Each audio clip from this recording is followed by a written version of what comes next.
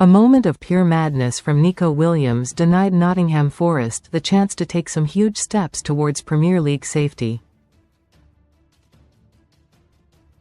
Forest looked in control after captain Morgan Gibbs-White had given his side the lead after just 5 minutes. Sign up for the football newsletter. Thank you. Nottingham Forest opened the scoring with Morgan Gibbs-White. Forest lost Neco Williams to a straight red card after he handled the ball. Williams's handball gifted Crystal Palace a penalty in the dying moments of the first half. Ismaila Sarr scored from the penalty spot to equalise against Forest, but it all went wrong for Sean Dyche's side on the stroke of half-time. Jefferson Lerma's goalbound header was met by Wales defender Williams, who blocked the ball with his hands. That meant a straight red card from ref Tony Harrington, and Forest having to play the second half with 10 men. Williams looked distraught as he left the field, and was ignored by Dyche as he headed for the tunnel. Read more on football. Ismaila Sarr converted the penalty, but Palace could not take advantage and secure a first win in 9 league games. They could not break down Forest's defence after the break, and are still not certain of escaping a relegation battle. But the result meant the Tricky Trees squandered a chance to go 8 points clear of third from bottom West Ham. Dyche will take his team to Leeds on Friday, aiming to make up for what was a missed opportunity. Most read in football. Best free bets and betting sign-up offers. Forest's players saw this as a chance to take advantage of Palace's poor form, but they could not do it.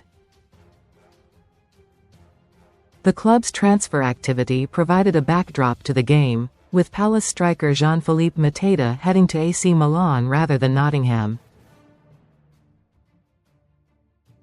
And Palace put in a fresh bid for Wolves striker Jørgen Strand Larsen, another Forest target, before the match.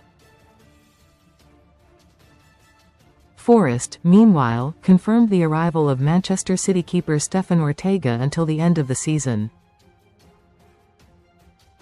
Outgoing Palace boss Oliver Glasner made 3 changes, and had Adam Wharton suspended for the game. That meant a First League start in almost 18 months for defender Chadi Riyad, with the FA Cup holders still in limbo. Both sets of fans swapped chants about the summer dispute between the teams that led to Forest taking Palace's place in the Europa League. Palace fans aimed insults at Forest owner Evangelos Marinakis, who was watching from the stands. Forest supporters responded by singing, "You should have checked your emails," a reference to the administrative oversight behind the Euro row between the clubs. Palace took the game to Forest in the opening stages, and Matt Sells needed to make a full-length save to keep out a shot from Lerma. Forest strike first, but Forest opened the scoring just 5 minutes into the game. Gibbs-White put pressure on the Palace defence, and when the ball fell to him again, he scored from close range. 5 months ago, Palace displayed a banner showing Marinakis holding a gun to Gibbs-White's head. That was after the Forest skipper stayed at City Ground rather than complete a planned summer move to Tottenham. And he was clearly driven to make his mark in what was widely billed as a grudge match. Forest threatened to make it 2 moments later, but Igor Jesus just failed to connect with Gibbs-White's cross. And it was Jesus and Gibbs-White who combined to put Palace on the back foot time and again early on. Forest supporters constantly booed Will Hughes due to his connections with rivals Derby County.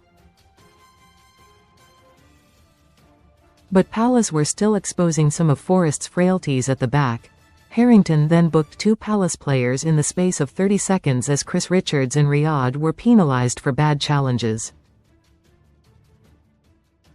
Disaster strikes at half-time, but the ref produced a red card on the stroke of half-time, as Williams had to go for deliberate handball.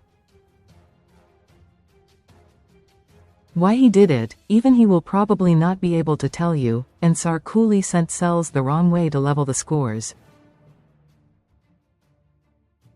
But the game took another twist when Sells came off at half-time, meaning Angus Gunn made his Forest debut and a first league appearance since last May for Norwich. Dyche also sent on club skipper Ryan Yates to firm up the midfield. Yates was involved in a shoving match with Yeremy Pino that earned Palace another yellow card. But Forest still went in search of a second, and fullback Ola Aina fired a shot into the side netting. Recommended stories. The City Ground fans got behind their side, willing the 10 men to grab a late winner in a frantic finish, but it was not to be.